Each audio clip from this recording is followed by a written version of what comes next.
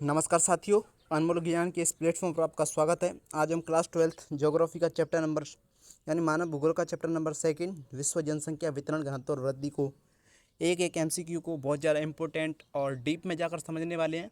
ठीक है, तो सबसे पहला क्वेश्चन देखते हैं बिना देरी के। सबसे पहला क्वेश्चन यहाँ पर दे रखा है, निम्नलिखित कथनों पर विचार कीजिए। देखिए, हम जो है यहाँ पर कथन जो सही हैं गलत हैं इनके बारे में चर्चा करेंगे और उनको एमसीक्यू टाइप के जो बहुत ज़्यादा इंपॉर्टेंट है उसके तरह से देखेंगे। ठीक है, तो सबसे पहला क्वेश्चन है, निम्नलिखित कथनों पर विचार कीजिए। और यहाँ पर कथन दे रखे हैं, दो कथन दे रखे हैं। पहला कथन है, लोगों की संख्या और भूमि के आकार के बीच का जो अनुपात है वह जनसंख्या वितरण कहलाता है। दूसरा है, भूपृष्ठ पर लोग किस प्रकार वितरित हैं, इसका संबंध जनसंख्या घनत्व से है। ठीक है, इनमें से कौन सा कथन सही है ये पूछा गया है। क्या केवल एक कथन यानी पहला कथन सही है, या फिर ऑप्शन नंबर बी में पूछा गया है केवल दो, या अर्थात ऑप्शन नंबर अर्थात डी यानी बी आपका जो कथन वो सही है और एक और दो दोनों सही है, या फिर ना तो पहला कथन सही है और ना ही दूसरा कथन सही है। तो देखिए, पहला कथन क्या है, लोगों की संख्या और भूमि के बीच का जो अनुपात है उसको जनसंख्या वितरण कहते हैं। यानी जनसंख्या वितरण थोड़ी कहते हैं, उसको क्या कहते हैं, जनसंख्या घनत्व कहते हैं। भूपृष्ठ पर लोग किस प्रकार वितरित हैं, इसका संबंध जनसंख्या घनत्व से है, ये भी गलत है। यानी भूपृष्ठ पर लोग किस प्रकार वितरित हैं, इसका संबंध किससे है, जनसंख्या वितरण से है। किससे है, जनसंख्या वितरण से है, तो ये भी आपका कथन गलत है। तो यहाँ पर पूछा गया है कौन सा कथन सही है, तो देखिए कौन सा कथन सही है ये पूछा गया है। तो देखिए, केवल एक कथन सही है, दो कथन सही है, या फिर एक और दो दोनों कथन सही है। और ऑप्शन नंबर डी है, न तो एक और नहीं दो, इन दोनों में से कौन सा सही है। तो देखिए, ऑप्शन नंबर आपका डी यहाँ पर राइट आंसर हो जाएगा। यानी ना तो पहला सही कथन है और ना ही दूसरा कथन सही है, यानी दोनों में से दोनों उल्टे पूछे गए हैं। ठीक है, बात करते हैं अगले क्वेश्चन की। अगला क्वेश्चन दे रखा है, जनसंख्या वितरण को प्रभावित करने वाले निम्नलिखित में से कौन सा या कौन से कारक हैं। देखिए, जो जनसंख्या वितरण है, ठीक है, जनसंख्या वितरण को प्रभावित करने वाले निम्नलिखित कौन से कारक हैं। तो देखिए, जनसंख्या वितरण को प्रभावित करने का जो कारक हैं वो आपके एग्जाम के परफेक्ट से बहुत ज़्यादा इंपॉर्टेंट है और इम्पोर्टेंट है, मोस्ट इंपॉर्टेंट है। ठीक है, जनसंख्या वितरण को प्रभावित करने वाले जो कारक हैं वो डायरेक्ट एग्जाम में पूछ ले जाते हैं। ठीक है, कि जनसंख्या वितरण को प्रभावित करने वाले किन्हीं चार कारकों को लिखिए, बताइए। तो देखिए, जनसंख्या वितरण को प्रभावित करने वाले कारक अपन ने तीन कारक पढ़े थे। पहला था भौगोलिक कारक, दूसरा था आर्थिक कारक, तीसरा था सांस्कृतिक कारक। देखिए, भौगोलिक कारक में था आपका जल की उपलब्धता, जलवायु, मृदाएं, जल की उपलब्धता, जलवायु, मृदाएं। ठीक है, ये था। और आपका आर्थिक कारक जो था, आर्थिक कारक उसमें क्या था, उसमें था खनिज, औद्योगिकरण, नगरीकरण। ठीक है, और आपका सामाजिक और जो सांस्कृतिक कारण है वो तो आपका एक तरह से अलग ही भाग था। ठीक है, तो यहाँ पर जनसंख्या जो वितरण उसको प्रभावित करने वाले कारक पूछे गए हैं। ऑप्शन नंबर यहाँ पर दे रखा है जल की उपलब्धता, मृदाएं, खनिज, औद्योगिकरण। तो यहाँ पर कौन सा जो कथन है सही है। देखिए, जनसंख्या वितरण को प्रभावित करने वाले कारक, देखिए, क्या केवल जनसंख्या वितरण अकेला ही है, क्या केवल जल की उपलब्धता ही यहाँ पर सही है, मृदाएं हैं या फिर खनिज है या औद्योगिकरण है। तो देखिए, ये सभी कारक जो हैं वो जनसंख्या वितरण को प्रभावित करते हैं। जल की उपलब्धता भी जनसंख्या वितरण को प्रभावित करती है, मृदाएं भी करती हैं, खनिज भी करते हैं और औद्योगिकरण भी करते हैं। तो यहाँ पर ऑप्शन नंबर आपका कौन सा सही हो जाएगा, ऑप्शन नंबर डी आपका सही हो जाएगा। कौन सा सही हो जाएगा, ऑप्शन नंबर आपका डी सही हो जाएगा। क्योंकि वो जल की उपलब्धता यानी जहाँ पर जल अच्छी से उपलब्ध होगा वहाँ पर जनसंख्या ज़्यादा निवास करेगी। मृदाएं जो हैं, देखिए मृदाएं जो हैं जहाँ पर उपजाऊ मृदा होगी वहाँ पर लोग ज़्यादा निवास करेंगे। खनिज भी है ना, खनिज भी औद्योगिक गतिविधियों को प्रेरित करते हैं, इसलिए वहाँ पर रोजगार के अच्छे अवसर हो जाते हैं तो लोग वहाँ पर रहेंगे और औद्योगिकरण आपका यहाँ पर सही हो जाएगा। ठीक है, बात करते हैं अगले क्वेश्चन का। क्वेश्चन नंबर 3 दे रखा है, जनसंख्या वृद्धि के संदर्भ में निम्नलिखित कथनों पर विचार कीजिए। तो देखिए, जनसंख्या वृद्धि क्या होती है ना, जनसंख्या वृद्धि क्या होती है। तो समय के दो अंतरालों अर्थात समय के दो बिंदुओं के बीच किसी क्षेत्र विशेष की, समय के दो बिंदुओं के बीच किसी क्षेत्र विशेष की जनसंख्या में, किसी क्षेत्र विशेष की जनसंख्या है उसमें होने वाले परिवर्तन अर्थात बदलाव को ही क्या कहते हैं, जनसंख्या वृद्धि कहते हैं। यानी कोई क्षेत्र है, ठीक है, कोई क्षेत्र है जैसे आपका भारत है, कोई क्षेत्र है जैसे कि आपका भारत है और इसमें दो समय बिंदुओं यानी दो समय बिंदु यानी 2001 और 2011 है ना, और 2011 ठीक है, किसी क्षेत्र विशेष में अर्थात भारत समय के दो बिंदुओं के बीच में 2001 और 2011 है ना, उसमें होने वाली जनसंख्या में परिवर्तन अर्थात बदलाव को ही क्या कहते हैं, जनसंख्या वृद्धि कहते हैं। तो देखिए, 2001 में भारत की जनसंख्या एक तरह से मान लो किसी क्षेत्र की जनसंख्या 100 थी, ठीक है, 100 थी और 2011 में वो बढ़कर 200 हो गई। ठीक है, 200 हो गई। जनसंख्या वृद्धि कितनी हुई यहाँ पर? जनसंख्या वृद्धि हुई आपकी 100। ठीक है, कितनी हुई? 100 जनसंख्या वृद्धि हुई। इस तरह से आपको ध्यान रखना है। देखिए अब आगे देखिए क्या कथन दे रखे हैं। जनसंख्या वृद्धि के कथनों पर आपको विचार करना है। तो देखिए जनसंख्या वृद्धि का अभिप्राय किसी क्षेत्र में समय की किसी निश्चित अवधि के दौरान बसे हुए लोगों की जो संख्या है उसमें परिवर्तन से है। दूसरा है जनसंख्या वृद्धि सिर्फ धनात्मक होती है। तो देखिए उपयुक्त कथनों में से कौन सा कथन सही है, सही नहीं है, यहाँ पर पूछा गया है। ठीक है, कौन सा कथन सही नहीं है? तो देखिए पहला तो आपका बिल्कुल सही है, यानी जनसंख्या वृद्धि का जो अभिप्राय है वो किसी क्षेत्र विशेष में समय की किसी निश्चित अवधि के दौरान बसे हुए लोगों की संख्या में परिवर्तन से है। लेकिन ये जो बदलाव है, ये जो परिवर्तन है वो धनात्मक भी हो सकता है और ऋणात्मक भी हो सकता है। तो यहाँ पर कथन दूसरे में दे रखा है जनसंख्या वृद्धि सिर्फ धनात्मक होती है, ये तो सही नहीं है। जनसंख्या वृद्धि जो है वो धनात्मक भी हो सकती है, ऋणात्मक भी हो सकती है। ठीक है, तो यहाँ पर कौन सा कथन सही नहीं है? अब आप ही बताओ कौन सा कथन सही नहीं है? कथन दूसरा सही नहीं है। ठीक है, कौन सा सही नहीं है? दूसरा कथन सही नहीं है। तो यहाँ पर ऑप्शन नंबर बी आपका राइट आंसर हो जाएगा, केवल 2, अर्थात ऑप्शन नंबर आपका बी आपका राइट आंसर हो जाएगा। ठीक है, ऑप्शन नंबर बी आपका राइट आंसर हो जाएगा। बढ़ते हैं अगले क्वेश्चन की ओर। अगला क्वेश्चन दे रखा है क्वेश्चन नंबर 4। ठीक है, क्वेश्चन नंबर 4 देखिए, अगर किसी क्वेश्चन में आपका डाउट रहता है तो आप बेझिझक कमेंट कर सकते हो। ठीक है, और मैं अपने जो टेलीग्राम और व्हाट्सएप चैनल की लिंक भी डिस्क्रिप्शन बॉक्स में डाल दूंगा, जहाँ से आप मेरे से कोई भी डाउट बिना देरी पूछ सकते हो। ठीक है, बिना देरी किए बेझिझक पूछ सकते हो। अगला क्वेश्चन है आपका क्वेश्चन नंबर 4। निम्नलिखित कथनों पर विचार कीजिए। तो देखिए निम्नलिखित कथनों पर विचार करने हैं, आपको देखना है कौन सा कथन सही है, कौन सा कथन गलत है। यानी दो समय अंतरालों के बीच।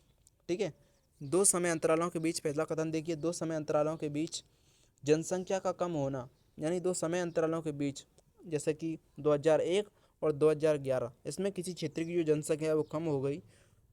कम हो जाना जनसंख्या की ऋणात्मक वृद्धि कहलाता है। बिल्कुल सही है, किसी क्षेत्र की जनसंख्या कम हो रही है तो वो ऋणात्मक वृद्धि होगी। देखिए दूसरा है, दूसरा कथन देखिए आपका दूसरा कथन दे रखा है, जब जन्म दर मृत्यु दर से कम हो। यानी जब जन्म दर होती है, यानी लोगों लोगों की जो जन्म दर है वो मृत्यु दर से कम होती है, तो वहाँ जनसंख्या की धनात्मक वृद्धि कहलाती है। यानी जब जन्म दर ही घट जाएगी, ठीक है, जन्म दर घट जाएगी और मृत्यु दर क्या हो जाएगी? बढ़ जाएगी। यानी जब जन्म दर मृत्यु दर से कम हो, जब जन्म दर जो जन्म दर है वो मृत्यु दर से कम हो, ठीक है, मृत्यु दर से कम हो तो वह धनात्मक वृद्धि कहलाएगी। ठीक है, ये तो सही नहीं है, ये बिल्कुल गलत कथन है। आपका कथन तीसरा देखिए, किसी क्षेत्र विशेष में दो समय अंतरालों में जन्म और मृत्यु के अंतर से बढ़ने वाली जो जनसंख्या है उसको प्राकृतिक वृद्धि कहते हैं। बिल्कुल सही है, यानी किसी क्षेत्र विशेष में जो समय के दो अंतराल होते हैं उसमें जन्म और मृत्यु से बढ़ने वाली जो जनसंख्या है उसको क्या कहते हैं? प्राथमिक वृद्धि कहते हैं। बिल्कुल सही बात है, प्राकृतिक वृद्धि कहते हैं, सॉरी, प्राथमिक वृद्धि कहते हैं। और इसी के संदर्भ में एक और याद रखना, वास्तविक वृद्धि किसे कहते हैं? वास्तविक वृद्धि भी पूछ लेता है। तो देखिए जन्म मृत्यु जन्म मृत्यु के साथ ही साथ आप्रवास, ठीक है, आप्रवास माइनस उत्प्रवास को भी शामिल किया जाता है, ये आपको याद रखना है। ठीक है, तो यहाँ पर ये भी कथन भी सही है और ये कथन भी सही है और आपका कथन दूसरा गलत है। तो देखिए यहाँ पर पूछा गया है उपयुक्त कथनों में से कौन सा कथन जो है वो सही नहीं है। तो कौन सा कथन सही नहीं है? कथन नंबर 2, जब जन्म दर होती है वो मृत्यु दर से कम हो जाती है तो जनसंख्या की धनात्मक वृद्धि कहलाती है। तो नहीं, ठीक है, ये नहीं है। तो आपका कौन सा कथन सही है? कथन दूसरा सही है, तो केवल 2 आपका राइट आंसर हो जाएगा। कौन सा?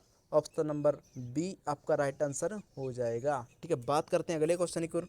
अगला क्वेश्चन दे रखा है क्वेश्चन नंबर 5 देखिए, निम्नलिखित में से कौन सा जनसंख्या परिवर्तन का घटक है? देखिए जनसंख्या परिवर्तन के अपन ने 3 घटक देखे हैं। कौन कौन से देखे हैं? जन्म, मृत्यु और प्रवास। कौन कौन से देखे हैं? जन्म, मृत्यु और प्रवास। देखिए यहाँ पर क्या क्या दे रखा है। ऑप्शन नंबर ए जन्म, ऑप्शन नंबर बी मृत्यु, ऑप्शन नंबर सी प्रवास और ऑप्शन नंबर डी दे रखा है उपरोक्त सभी। तो देखिए जन्म, मृत्यु और प्रवास जो है वो बिल्कुल यहाँ पर राइट आंसर है, जन्म, मृत्यु, प्रवास। तो यहाँ पर उपरोक्त सभी आपका राइट आंसर हो जाएगा। ठीक है, यहाँ पर ऑप्शन नंबर आपका डी आपका राइट आंसर हो जाएगा। इनको याद रखना, बहुत इंपॉर्टेंट क्वेश्चन है, एग्जाम की तरह से 1 नंबर में पूछ लिया जाता है। जनसंख्या परिवर्तन को जनसंख्या परिवर्तन के घटक कौन कौन से हैं? तो जन्म, मृत्यु और प्रवास आपको याद रखना है। और प्रवास में भी आपको एक चीज़ और बताऊँ, प्रवास में आपको एक चीज़ याद रखना है, उत्प्रवास और एक होता है आप्रवास। ठीक है, एक होता है उत्प्रवास, एक होता है आप्रवास। ठीक है, ये आपको याद रखना है। बात करते हैं क्वेश्चन नंबर अगला और क्वेश्चन नंबर 6 की। निम्नलिखित कथनों पर विचार कीजिए। देखिए निम्नलिखित कथनों पर विचार करना है। तो पहला है, जनसंख्या वृद्धि केवल बढ़ती हुई जन्म दर से नहीं, यानी जो जनसंख्या वृद्धि है वो केवल बढ़ती हुई जन्म दर से नहीं होती अपितु घटती हुई मृत्यु दर से भी होती है। तो देखिए जनसंख्या जो वृद्धि है, यानी जनसंख्या की जो वृद्धि होती है, ठीक है, जनसंख्या की जो वृद्धि होती है वो केवल बढ़ती हुई जन्म दर से नहीं होती। अगर देखिए किसी क्षेत्र की जो मृत्यु दर है, यानी मृत्यु दर घट जाएगी, तो ऑटोमेटिक उस क्षेत्र की जनसंख्या वृद्धि हो जाएगी, उस क्षेत्र में जनसंख्या वृद्धि, और क्या हो जाएगी, मृत्यु दर घट जाएगी, और लोग क्या है जन्म लेते रहेंगे, तो क्या हो जाएगी, किसी क्षेत्र की जनसंख्या बढ़ जाएगी। ठीक है, ये कथन आपका बिल्कुल सही है, सही व्याख्या करता है ये। अगला है, अशोधित जन्म दर को किसी भी क्षेत्र विशेष में किसी वर्ष के दौरान प्रति हजार जनसंख्या के पीछे मृतकों की संख्या के रूप में अभिव्यक्त किया जाता है। यानी अशोधित जन्म दर को, जो अशोधित जन्म दर होती है उसको किसी भी क्षेत्र विशेष में, किसी क्षेत्र विशेष में किसी वर्ष के दौरान प्रति हजार जनसंख्या के पीछे मृतकों की संख्या के रूप में अभिव्यक्त किया जाता है। तो देखिए यहाँ पर बोला गया अशोधित जन्म दर, और यहाँ पर दिखाया जा रहा है मृतकों की संख्या। ठीक है, मृतकों की संख्या, और यहाँ पर बोला गया है उपरोक्त में से कौन सा कथन सत्य नहीं है। तो कौन सा कथन सत्य नहीं है, केवल एक, केवल दो, एक और दो दोनों, न तो एक और न ही दो दोनों। देखिए यहाँ पर कौन सा कथन सही नहीं है। ठीक है, तो देखिए अशोधित जन्म दर, और यहाँ पर बोला गया है मृतकों की संख्या, तो यहाँ पर ऑप्शन नंबर आपका यह कथन दूसरा आपका बिल्कुल सही नहीं है। ठीक है, कथन पहला आपका बिल्कुल सही है। ठीक है, पहला कथन सही है, तो सत्य नहीं है यहाँ पर बोला गया है। तो यहाँ पर कौन सा आपका ऑप्शन राइट आंसर हो जाएगा, ऑप्शन नंबर बी, अर्थात ऑप्शन नंबर बी, यानी केवल दो आपका राइट आंसर हो जाएगा। कौन सा, ऑप्शन नंबर बी आपका राइट आंसर हो जाएगा। ठीक है, बात करते हैं अगले क्वेश्चन की ओर। अगला क्वेश्चन दे रखा है आपकी स्क्रीन पर, क्वेश्चन नंबर 7। अब देखिए प्रवास, अब यहाँ पर प्रवास को बिल्कुल यहाँ पर पूरा रिवीजन हो जाएगा, और प्रवास से जो भी आपके कॉन्सेप्ट हैं वो क्लियर हो जाएंगे। देखिए प्रवास, पहले नंबर आप समझो क्या होता है प्रवास। प्रवास क्या होता है, एक होता है उद्गम स्थान, एक होता है उद्गम स्थान। क्या होता है उद्गम स्थान, क्या होता है उद्गम स्थान, एक होता है गंतव्य स्थान, एक क्या होता है गंतव्य स्थान। ठीक है, गंतव्य स्थान, उद्गम स्थान किसे कहते हैं, जहाँ से जो लोग होते हैं वो किसी क्षेत्र को छोड़कर जाते हैं, है ना। उद्गम स्थान क्या होता है, जहाँ से किसी क्षेत्र को लोग छोड़कर जाते हैं वो उद्गम स्थान कहलाता है। और जहाँ पर जाते हैं, जहाँ पर जाते हैं वो क्या कहलाता है, गंतव्य स्थान कहलाता है। ठीक है, अब देखिए कथन पहला देखा है, वह स्थान जहाँ पर लोग गमन करते हैं या जहाँ पर जाते हैं गंतव्य स्थान कहलाता है। देखिए अभी अभी अपने देखा था, जहाँ पर लोग जाते हैं वो क्या कहलाता है, वो कहलाता है, यानी वह स्थान जहाँ से लोग गमन करते हैं, यानी जहाँ से जाते हैं उसको तो क्या कहते हैं, उसको तो कहते हैं अपन उद्गम स्थान। ठीक है, क्या कहते हैं, उद्गम स्थान कहते हैं। और जहाँ पर जाते हैं वहाँ पर क्या कहते हैं, गंतव्य स्थान कहते हैं। तो देखिए पहला कथन है, वह स्थान जहाँ से लोग गमन करते हैं या जहाँ से जाते हैं वो क्या कहलाता है, उद्गम स्थान कहलाता है। यहाँ पर बोला गया गंतव्य स्थान कहलाता है, पहला गलत हो जाएगा, पहला क्या हो जाएगा, गलत हो जाएगा। वह स्थान जिसमें लोग आगमन करते हैं या जहाँ पर आते हैं वह स्थान उद्गम स्थान कहलाता है, ये भी गलत हो जाएगा। यानी वह स्थान जहाँ पर लोग आगमन करते हैं या आते हैं वो क्या कहलाता है, गंतव्य स्थान कहलाता है। ठीक है, तीसरा कथन है, प्रवासी जो किसी नए स्थान पर जाते हैं, यानी जो प्रवासी होते हैं वो किसी नए स्थान पर जाते हैं वहाँ पर उत्प्रवासी कहलाते हैं, बिल्कुल नहीं कहलाते, उत्प्रवासी नहीं कहलाते। यानी प्रवासी जो होते हैं, लोग जो होते हैं किसी नए स्थान पर जाएंगे, है ना, तो वहाँ के क्या कहलाएंगे, अप्रवासी कहलाएंगे।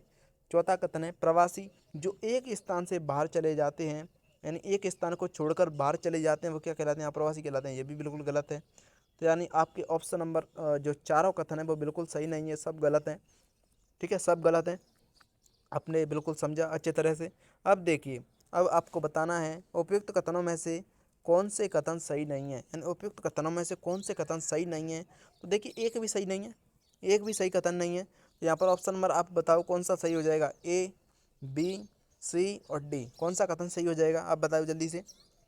तो देखिए यहाँ पर कौन सा कथन सही हो जाएगा, ऑप्शन नंबर डी आपका कथन सही हो जाएगा। ना तो एक, ना दो, न चार, दो न तीन न चार, कौन सा भी कथन सही नहीं है। ठीक है, ऑप्शन नंबर डी आपका राइट आंसर हो जाएगा। ठीक है, बात करते हैं अगले क्वेश्चन की ओर। अगला क्वेश्चन आपका दे रखा है आपकी स्क्रीन पर, क्वेश्चन नंबर 8, निम्नलिखित में से कौन सा कारक प्रवास को प्रभावित करता है। अब देखिए प्रवास को प्रभावित करने वाले कारक देखिए पूछ सकता है एग्जाम में, मोस्ट इंपॉर्टेंट क्वेश्चन है एग्जाम की दृष्टि से। प्रवास को प्रभावित करने वाला कारक कौन सा है, प्रतिकर्ष कारक, अपकर्ष कारक, ए और बी दोनों, और डी निम्न में से कोई नहीं। देखिए प्रवास को प्रभावित करने वाले कारक कौन से हैं, क्या प्रतिकर्ष कारक है, अपकर्ष कारक। देखिए प्रतिकर्ष कारक क्या होता है, यहाँ पर समझिए। प्रतिकर्ष कारक क्या होता है, किसी क्षेत्र को छोड़ने के लिए जो बाध्य करे, प्रेरित करे, वो प्रतिकर्ष कारक कहलाता है। अपकर्ष कारक क्या होता है, किसी क्षेत्र पर आने के लिए, अर्थात अपकर्ष का मतलब क्या होता है, आकर्षित करना, यानी किसी क्षेत्र पर लोगों को आकर्षित करता है, वो अपकर्ष कारक कहलाता है। तो प्रवास को प्रभावित करने वाले दो कारक थे, एक तो प्रतिकर्ष कारक, एक था अपकर्ष कारक। ठीक है, तो यहाँ पर ऑप्शन नंबर आपका सी, ए और बी दोनों आपके राइट आंसर हो जाएंगे। क्या हो जाएंगे, ए और बी राइट आंसर, ये दोनों हो जाएंगे। ठीक है, बात करते हैं अगले क्वेश्चन की। अगला क्वेश्चन दे रखा है क्वेश्चन नंबर 9। क्वेश्चन 9 नंबर में पूछा गया है, निम्नलिखित में से कौन सा जो कारक है, निम्नलिखित में से कौन सा कथन सही है। कौन सा कथन सही है, देखिए प्रौद्योगिकी जो होती है, देखिए प्रौद्योगिकी जो होती है प्रौद्योगिकी प्रगति जन्म दर को घटाने में सहायक रही है। यानी प्रौद्योगिकी की जो प्रगति है वो जन्म दर को घटाने में सहायक रही है। अब देखिए प्रौद्योगिकी की प्रगति जो जन्म दर को बिल्कुल घटाने में सहायक रही है। ठीक है, बिल्कुल घटाने में सहायक रही है। कैसे, यानी प्रौद्योगिकी ने लोगों को क्या किया है, जागरूक किया है। क्या किया है, जागरूक किया है, जागरूकता लाई है। प्रौद्योगिकी ने जन्म दर को घटाने में सहायक रही है। और दूसरा कथन है आपका, विज्ञान व प्रौद्योगिकी जनसंख्या वृद्धि में सहायक रही है। यानी जो विज्ञान और प्रौद्योगिकी है वो जनसंख्या वृद्धि में सहायक रही है। बिल्कुल रही है। तो यहाँ पर कौन सा कथन आपका राइट आंसर हो जाएगा, तो यहाँ पर कौन सा कथन आपका राइट आंसर हो जाएगा, कथन आपका सी। कथन आपका सी, यानी एक और दोनों, दोनों कथन सही है। ठीक है, एक और दो, यानी दोनों कथन सही हैं। आपका सी ऑप्शन राइट आंसर हो जाएगा। ठीक है, बात करते हैं अगले क्वेश्चन की। और क्वेश्चन नंबर 10, देखिए क्वेश्चन नंबर 10, निम्नलिखित कथनों पर विचार कीजिए।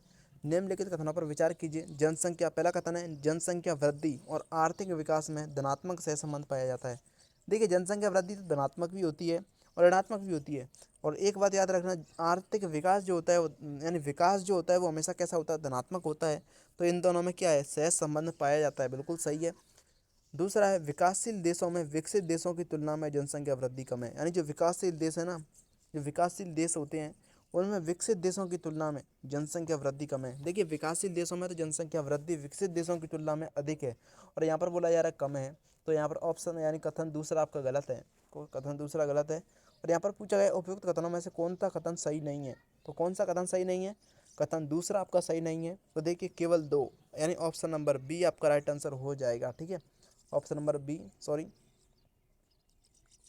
दोनों ही कथन सही नहीं है। ठीक है, सही है, बिल्कुल सही है। देखिए कैसे, दोनों ही कथन सही नहीं है, क्योंकि जनसंख्या वृद्धि धनात्मक होती है और आर्थिक विकास क्या होता है, आर्थिक विकास, जनसंख्या वृद्धि धनात्मक भी होती है, ऋणात्मक भी होती है, और आर्थिक विकास हमेशा धनात्मक होता है। तो जनसंख्या वृद्धि और आर्थिक विकास में धनात्मक सहसंबंध पाया जाता है, ऐसा नहीं है। तो देखिए ये भी गलत है और ये भी गलत है, यानी दोनों गलत हैं, दोनों कथन गलत हैं। तो उपयुक्त में से कौन सा कथन सही नहीं है, ना तो एक सही है और ना दो सही है, यानी ऑप्शन नंबर सी आपका राइट आंसर हो जाएगा। बिल्कुल सही है। बात करते हैं अगले क्वेश्चन का, क्वेश्चन नंबर 11। क्वेश्चन नंबर 11, जनसंख्या संक्रमण के संबंध में निम्नलिखित कथनों पर विचार कीजिए। यानी जो जनसंख्या संक्रमण सिद्धांत था उसके बारे में बात करनी है। तो देखिए किसी कथन पहला है, किसी क्षेत्र की जनसंख्या के वर्णन करने के लिए, उसकी यानी उसके भविष्य की जनसंख्या के पूर्वानुमान के लिए जनसंख्या संक्रमण सिद्धांत का उपयोग किया जाता है। बिल्कुल सही है। यानी किसी क्षेत्र की जनसंख्या का वर्णन करने के लिए और भविष्य की जनसंख्या का पूर्वानुमान लगाने के लिए जनसंख्या संक्रमण सिद्धांत का बिल्कुल प्रयोग किया जाता है। कथन दूसरा है, नगरीय, औद्योगिक और साक्षर बनने के साथ ही किसी प्रदेश की जनसंख्या है वह निम्न जन्म दर और निम्न मृत्यु दर से उच्च जन्म उच्च मृत्यु दर में परिवर्तित हो जाती है। कौन सा कथन सही नहीं है, कौन सा कथन सही नहीं है, देखिए इस क्वेश्चन का आप आंसर दीजिए और फिर मैं बताऊंगा इस क्वेश्चन का आंसर क्या होगा। राइट, देखिए यहाँ पर आपको पहला जो कथन है, यानी जनसंख्या के वर्णन और भविष्य की जनसंख्या के पूर्वानुमान के लिए जनसंख्या संक्रमण सिद्धांत का उपयोग किया जाता है, बिल्कुल सही है। ठीक है, बिल्कुल सही है। दूसरा है, नगरीय, औद्योगिक और साक्षर बनने के साथ ही किसी प्रदेश की जो जनसंख्या है वो निम्न जन्म दर और निम्न मृत्यु दर से उच्च जन्म दर और उच्च मृत्यु दर में परिवर्तित हो जाती है। तो दूसरा कथन आपका बिल्कुल गलत है, बिल्कुल गलत है। क्यों गलत है, देखिए, यानी जब किसी क्षेत्र की जनसंख्या नगरीय हो जाती है, औद्योगिक हो जाती है और पढ़ी लिखी हो जाती है, साक्षर बन जाती है, तो क्या होती है, वो निम्न जन्म दर से उच्च मृत्यु दर हो जाएगी क्या, यानी उच्च जन्म दर हो जाएगी क्या, नहीं होगी। यानी निम्न जन्म दर से उच्च मृत्यु दर में परिवर्तित थोड़ी ना होती है, वो उच्च जन्म दर से निम्न मृत्यु दर में और उच्च मृत्यु दर से निम्न मृत्यु दर में क्या हो जाती है, परिवर्तित हो जाती है। तो आपका आपका कौन सा गलत है, यानी कौन सा कथन सत्य नहीं है, तो कथन दूसरा अर्थात केवल बी, यहाँ पर बी आपका राइट आंसर हो जाएगा। बी आपका राइट आंसर हो जाएगा। ठीक है, बात करते हैं अगले क्वेश्चन की। अगला क्वेश्चन दे रखा है क्वेश्चन नंबर 12 यानी 12वां क्वेश्चन, जनसंख्या संक्रमण की विभिन्न अवस्थाओं के संदर्भ में निम्नलिखित कथनों पर विचार की जाए। जनसंख्या संक्रमण की 3 अवस्थाएं आपने देखी थी इस चैप्टर में और उनके बारे में विचार करना है। देखिए प्रथम अवस्था में कथन पहला है, प्रथम अवस्था में जो प्रजननशीलता है और मृत्यता है दोनों अधिक घट जाती हैं। दूसरा है, द्वितीय अवस्था में प्रारंभ में तो प्रजननशीलता जो है वो ऊंची बनी रहती है किंतु यह समय के साथ घटती जाती है। कथन तीसरा है, अंतिम अवस्था में उच्च प्रजननशीलता और उच्च मृत्यता होती है। उपयुक्त में से कौन सा कथन जो है वो सही है? केवल 1 और 2, केवल 2, केवल 1 और 3, केवल 3। तो देखिए कौन सा कथन सही है, यहाँ पर कौन सा कथन सही है ये आपको बताना है। तो देखिए सबसे पहला जो कथन है, जनसंख्या यानी प्रथम अवस्था में, प्रथम जो अवस्था होती है उसमें प्रथम प्रजननशीलता और मृत्यता दोनों अधिक घट जाती हैं। देखिए प्रथम अवस्था में प्रजननशीलता और मृत्यता दोनों अधिक नहीं घटती हैं। क्या होता है प्रथम अवस्था में, यानी अकाल, है ना, अकाल और अत्यधिक मृत्युओं की क्षतिपूर्ति के लिए पुनरुत्पादन के लिए लोग क्या करते हैं, प्रजननशीलता, अधिक प्रजननशीलता करते हैं। ठीक है, और अकाल एवं इसके कारण मृत्यु भी अधिक होती है तो अधिक घट जाती है, घटती नहीं है, ये उच्च होती है। प्रजननशीलता भी उच्च होती है, मृत्यता भी उच्च होती है। तो पहला कथन बिल्कुल गलत होगा। दूसरा है, द्वितीय अवस्था के प्रारंभ में प्रजननशीलता ऊंची बनी रहती है, बिल्कुल सही है। यानी प्रारंभ में तो प्रजननशीलता जो है, जन्म दर वो है ऊंची बनी रहती है किंतु यह समय के साथ घट जाती है। लेकिन इस अवस्था में शुद्ध योग क्या होता है, जनसंख्या का उच्च होता है। तीसरा है, अंतिम अवस्था में प्रजननशीलता और मृत्यता, यानी उच्च प्रजननशीलता और उच्च मृत्यता होती है। देखिए अंतिम अवस्था में क्या होता है, उच्च प्रजननशीलता नहीं होती है, प्रजननशीलता बिल्कुल घट जाती है, जन्म दर और मृत्यता दोनों बिल्कुल घट जाती हैं, जनसंख्या बिल्कुल स्थिर और मंद गति से आगे बढ़ती है। तो उपयुक्त कथनों में से कौन सा कथन जो है वो सही नहीं है, कौन सा कथन सही नहीं है आपको बताना है। तो देखिए यहाँ पर कौन सा कथन सही नहीं है, उपयुक्त कथनों में से पहला और तीसरा कथन सही नहीं है और दूसरा बिल्कुल सही है, सही नहीं है पूछा गया है। ठीक है, पहला गलत है, तीसरा गलत है, दूसरा बिल्कुल सही है। तो सही यहाँ पर पूछा गया है, उपयुक्त कथनों में से कौन सा सही है, तो कथन आपका दूसरा सही है ना, केवल 2। ऑप्शन नंबर बी आपका राइट आंसर हो जाएगा। कौन सा? ऑप्शन नंबर बी आपका राइट आंसर हो जाएगा। ठीक है, अगर कोई क्वेश्चन में डाउट हो तो आप बिल्कुल कमेंट बॉक्स में पूछ सकते हो। ठीक है, बिल्कुल कमेंट बॉक्स में पूछ सकते हो, अगली वीडियो में आपके क्वेश्चन का जवाब दे दिया जाएगा। ठीक है, बात करते हैं अगले क्वेश्चन को। अगला क्वेश्चन दे रखा है क्वेश्चन नंबर 13, निम्नलिखित में से विश्व के किस महाद्वीप में जनसंख्या घनत्व सर्वाधिक है? देखिए ये बहुत मोस्ट इंपॉर्टेंट क्वेश्चन है, इसमें आप क्या हो डाउट आएगा आपको इस क्वेश्चन में अक्सर, तो बहुत मोस्ट इंपॉर्टेंट क्वेश्चन लेके आया हूँ। किस महाद्वीप पर जनसंख्या घनत्व सर्वाधिक है? ऐसा कौन सा महाद्वीप है जहाँ पर जनसंख्या घनत्व सर्वाधिक है? क्या वह अफ्रीका महाद्वीप है, क्या वह एशिया महाद्वीप है, क्या वह यूरोप महाद्वीप है, या फिर अमेरिका महाद्वीप है? बताइए इस क्वेश्चन का आंसर जल्दी से। तो देखिए क्वेश्चन नंबर 13 का राइट आंसर क्या होगा, यानी किस महाद्वीप पर जनसंख्या घनत्व सर्वाधिक है? तो सर्वाधिक जनसंख्या घनत्व आपको देखा जाए तो एशिया महाद्वीप में, किसमें है? एशिया महाद्वीप में सर्वाधिक जनसंख्या घनत्व देखने को मिलता है। ठीक है, और सर्वाधिक जनसंख्या वृद्धि की बात करें, सर्वाधिक जनसंख्या वृद्धि की बात करें तो अफ्रीका महाद्वीप में सर्वाधिक जनसंख्या वृद्धि देखने को मिलेगी, अफ्रीका महाद्वीप में सर्वाधिक जनसंख्या वृद्धि देखने को मिलेगी। और जनसंख्या घनत्व की बात करें तो एशिया महाद्वीप में। तो ऑप्शन नंबर बी आपका राइट आंसर हो जाएगा। ऑप्शन नंबर बी आपका राइट आंसर यहाँ पर हो जाएगा। ठीक है, बात करते हैं अगले क्वेश्चन को। क्वेश्चन नंबर आपका दे रखा है क्वेश्चन नंबर 14। देखिए वही क्वेश्चन आई है, किस महाद्वीप पे जनसंख्या वृद्धि सर्वाधिक है? देखिए किस महाद्वीप पे जनसंख्या वृद्धि सर्वाधिक है, इस क्वेश्चन का आप आंसर कमेंट बॉक्स में दें। ठीक है, किस महाद्वीप में जनसंख्या वृद्धि जो है वो सर्वाधिक है? क्या वह एशिया महाद्वीप है, ऑस्ट्रेलिया महाद्वीप है, आपका अफ्रीका महाद्वीप है, और दक्षिणी एशिया यानी दक्षिण अमेरिका महाद्वीप है? कौन सा आपका राइट आंसर होगा, आप इसका आंसर कमेंट बॉक्स में बताएं। ठीक है, अभी अभी इस क्वेश्चन का अपन आंसर जान चुके हैं, मैंने आपको बताया था। बात करते हैं अगले क्वेश्चन की, क्वेश्चन नंबर 15, निम्नलिखित में से कौन सा एक क्षेत्र जनसंख्या घनत्व की दृष्टि से निम्न नहीं है? यानी निम्नलिखित में से कौन सा ऐसा क्षेत्र है जो जनसंख्या घनत्व की दृष्टि से निम्न नहीं है? ठीक है, निम्न नहीं है जनसंख्या घनत्व की दृष्टि, उसमें जनसंख्या घनत्व वहाँ पर सर्वाधिक है, निम्न नहीं है। तो देखिए सहारा, भूमध्य सागरीय, दक्षिण पूर्वी एशिया, ध्रुवीय प्रदेश, कौन सा है? तो देखिए यहाँ पर राइट आंसर क्या हो जाएगा, दक्षिण पूर्वी एशिया। क्या हो जाएगा? दक्षिण पूर्वी एशिया है, जिसमें आपका कौन सा इंडोनेशिया भाग आता है। देखिए इंडोनेशिया आपने पढ़ा था, जो आपके 10 सर्वाधिक आबादी वाले देश थे उनमें आपका इंडोनेशिया भी शामिल था। ठीक है, तो यहाँ पर जनसंख्या घनत्व कम थोड़ी ना है, यहाँ पर बहुत ज़्यादा जनसंख्या घनत्व, तो निम्न नहीं है, ये पूछा गया था ना, निम्न नहीं है। तो आपका दक्षिण पूर्वी एशिया भाग वो आ जाएगा। ठीक है, बात करते हैं अगले क्वेश्चन की, क्वेश्चन नंबर 16। क्वेश्चन नंबर 16 बहुत ज़्यादा सिंपल है, सरल है, और ऐसे ही क्वेश्चन आपके एग्जाम में बनने वाले हैं। बिल्कुल एग्जाम के परस्पेक्टिव से क्वेश्चन लेके आया हूँ, बहुत मोस्ट इंपॉर्टेंट क्वेश्चन है, इनको आप करते जाओ। ठीक है। निम्नलिखित में से कौन सा एक अपकर्ष कारक नहीं है? निम्नलिखित में से कौन सा एक अपकर्ष कारक नहीं है? शांति व स्थायित्व। अपकर्ष कारक के बारे में अपन जान चुके हैं, जो किसी क्षेत्र पर लोगों को आकर्षित करते हैं। तो अपकर्ष कारक नहीं है, नहीं है पूछा गया है। देखिए, शांति और स्थायित्व अपकर्ष कारक है। अनुकूल जलवायु अपकर्ष कारक है। स्वास्थ्य चिकित्सा सुविधाएं, जो अच्छी स्वास्थ्य और चिकित्सा सुविधाएं, वो क्या है? अपकर्ष कारक है। ऑप्शन नंबर डी आपका देखिए, सामाजिक आर्थिक पिछड़ापन, ये तो प्रतिकर्ष कारक हो गया ना, ये क्या हो गया? प्रतिकर्ष कारक हो गया। तो आपका ऑप्शन नंबर डी है ना, ऑप्शन नंबर डी आपका राइट आंसर हो जाएगा। बात करते हैं अगले क्वेश्चन की, और अगला क्वेश्चन दे रखा है क्वेश्चन नंबर 17, निम्नलिखित में से कौन सा एक सही नहीं है? कौन सा एक सही नहीं है? देखिए, ऑप्शन नंबर पहला है यानी जनानिकी संक्रमण की प्रथम अवस्था में जनसंख्या वृद्धि उच्च होती है। दूसरा है जनानिकी संक्रमण की द्वितीय अवस्था में जनसंख्या में होने वाला शुद्ध योग उच्च होता है। परिवार नियोजन सुविधाएं जनसंख्या वृद्धि को सीमित करने के साथ ही महिलाओं के स्वरूप को बेहतर बनाती हैं। ऑप्शन नंबर डी, जनसंख्या वृद्धि दर निरंतर घटती रहे तो भी कुल जनसंख्या प्रतिवर्ष बढ़ती है। देखिए, पहला जो है, पहला कथन देखिए, पहला कथन क्या है? जनानकी संक्रमण की प्रथम अवस्था में, जनानकी संक्रमण की जो प्रथम अवस्था है उसमें जनसंख्या वृद्धि जो है वो उच्च होती है। तो देखिए, प्रथम जो अवस्था है उसमें जनसंख्या वृद्धि उच्च नहीं होती है। उच्च नहीं होती है, क्यों नहीं होती है?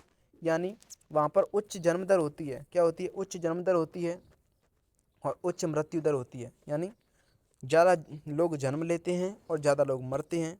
ठीक है, ज़्यादा लोग मरते हैं, तो ज़्यादा लोग जन्म भी लेते हैं और ज़्यादा लोग मरते भी हैं। तो वहाँ पर क्या है? जनसंख्या वृद्धि एक तरह से स्थिर गति से आगे बढ़ती है, यानी मंद गति से आगे बढ़ती है। तो ये कथन आपका क्या हो जाएगा? गलत हो जाएगा। दूसरा है, जनानकी संक्रमण की द्वितीय अवस्था में जनसंख्या में होने वाला शुद्ध योग उच्च होता है। बिल्कुल सही कथन है। द्वितीय जो अवस्था है उसमें जनसंख्या से होने वाला जो योग है वो शुद्ध योग उच्च होता है। दूसरा है परिवार नियोजन तीसरा है परिवार नियोजन सुविधाएं जनसंख्या वृद्धि को सीमित करने के साथ या जनसंख्या वृद्धि पर रोक लगाने के साथ ही महिलाएं के स्वरूप, जो महिलाओं का स्वरूप होता है, उनका स्वास्थ्य होता है, उसको बेहतर करती हैं। बिल्कुल सही है। धनात्मक वृद्धि यानी धनात्मक वृद्धि दर निरंतर घटती रहे तो भी कुल जनसंख्या प्रतिवर्ष बढ़ेगी, ये भी बिल्कुल सही है। यानी जनसंख्या की जो वृद्धि है धनात्मक, वो निरंतर घटती रहे तो भी कुल जनसंख्या प्रतिवर्ष बढ़ती है। वो तो बढ़ेगी, थोड़ी बहुत तो बढ़ेगी ना, इसलिए यहाँ पर बताया गया है। तो यहाँ पर कौन सा कथन सही नहीं है? कौन सा कथन सही नहीं है? पहला कथन सही नहीं है। कौन सा कथन सही नहीं है? पहला कथन सही नहीं है। जनानकी संक्रमण की प्रथम अवस्था में जनसंख्या जो वृद्धि है वो उच्च होती है। ठीक है, क्या होती है? उच्च होती है। और आज हम यहीं तक अपनी क्लास को समाप्त करेंगे। तब तक के लिए जय हिंद, जय भारत। मिलते हैं अगले वीडियो में। धन्यवाद।